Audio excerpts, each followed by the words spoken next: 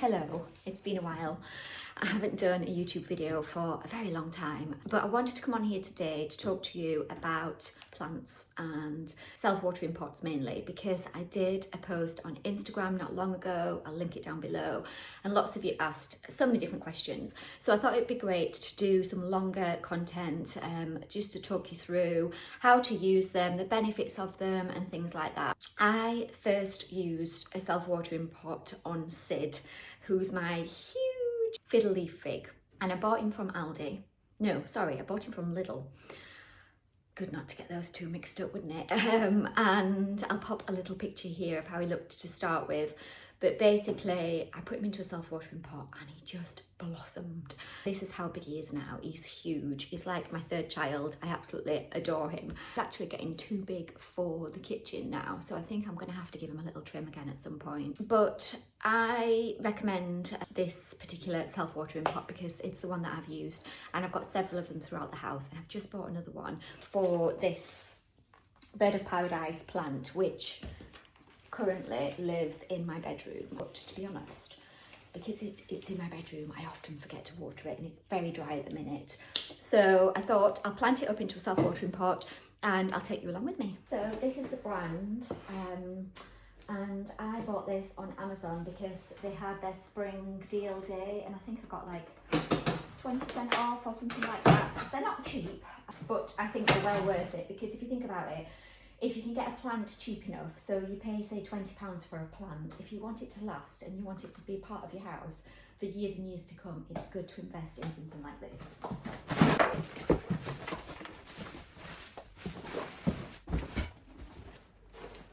So this is what comes inside it. It comes with this base here.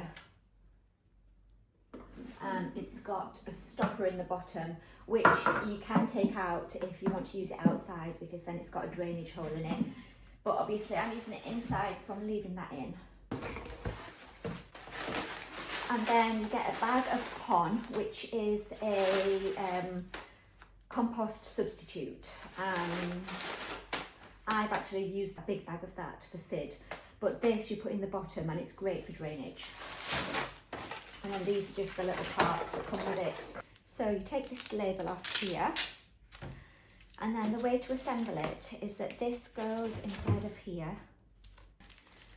You attach this red, looks like a straw, doesn't it, into here. And then this goes inside.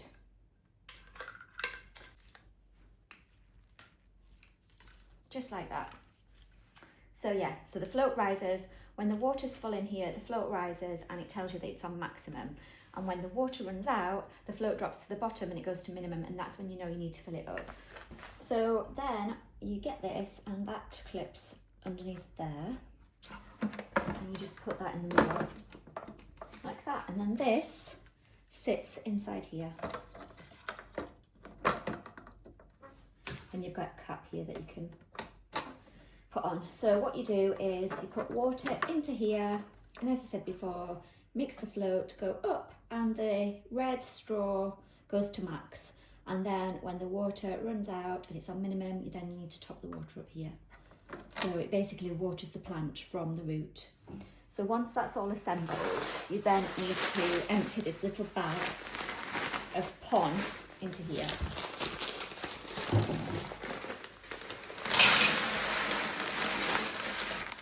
I do actually really love this stuff, but it's not cheap. I think it's about £40 for a big bag of it that would fill this. But you can just use that and then normal compost on top, which is what I'm going to do.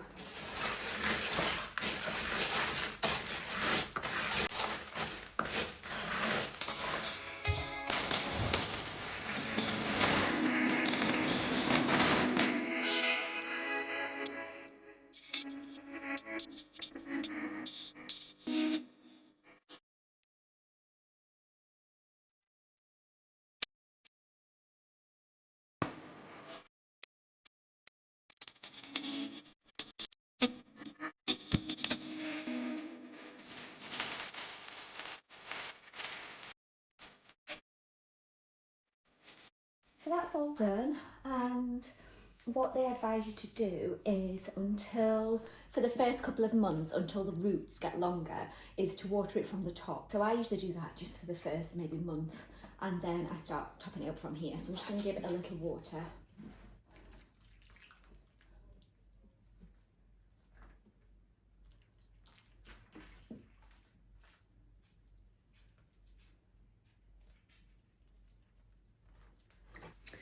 I'm also going to give the leaves a wipe because they're quite dusty. And this stops the plant from growing. This one's a new leaf. Can you see? It's all floppy and it's a really lovely bright green. It has been a little bit neglected, to be honest. So I think that this self-watering pot will make all the difference. There we are, that's so much better, and it's total peace of mind. So like I said to you before, the pots are a little bit more expensive, but if you think of the plants like a piece of furniture around your house that you're going to have there for years, then £50 isn't really too bad, is it? And it's complete peace of mind that your plants are not going to die. Just fill them up whenever the water gauge runs down. I would say that during summer that's probably about once every week, and then during winter when they don't dry out as much, probably once every couple of weeks. So very low maintenance, and when you go on holiday you know that you're going to come back to a nice healthy plant. So yeah, I definitely think they're worth the investment. I'll pop the links below for you. So next up, what I was going to talk about is Sid, my fiddle leaf fig, because he is now so big that he's touching the ceiling. Let me show you. Can you see up here? And that leaf there at the top is getting completely squished. So I'm going to give him a little trim. What you have to do is you have to cut them above a node. So you can see on here that they've got little nodes on them. So that would be there. So I'm going to give him a cut just there.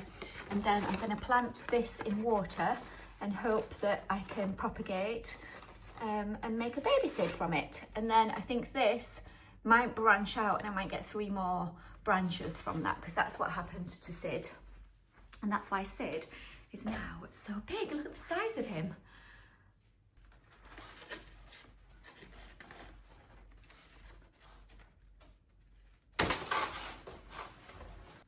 That's better. So that's the amount of that I've cut off. And looking at these ones here, these are brand new leaves because they're so soft and shiny. But that one was totally getting squashed in the ceiling, and that can't be good.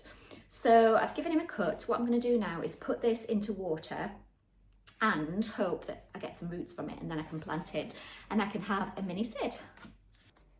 So this is my little cutting table.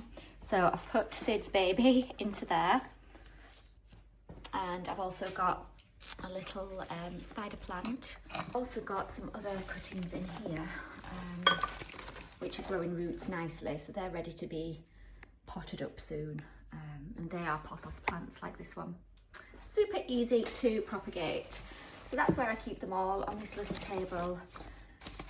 And then they can get lots of natural daylight. I'll keep you updated over on Instagram and let you know how Sid's getting on, whether he gets any new growth. Now I've given him a trim, and also whether I managed to propagate the extra branch. And then I'll let you know how this new bad boy is getting on.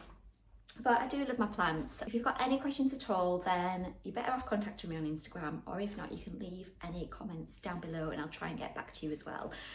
I am going to try, I promise, to do more YouTube videos as requested. So let me know if there's anything in particular that you want me to talk about. I think I'm going to do some room tours, go into depth a bit more about each room and where things are from and how I've styled them and why I've chosen certain pieces and things like that. But I'm happy to cover any kind of content that you're interested in. So let me know if there's anything in particular that you'd like me to go over. And I will see you next time.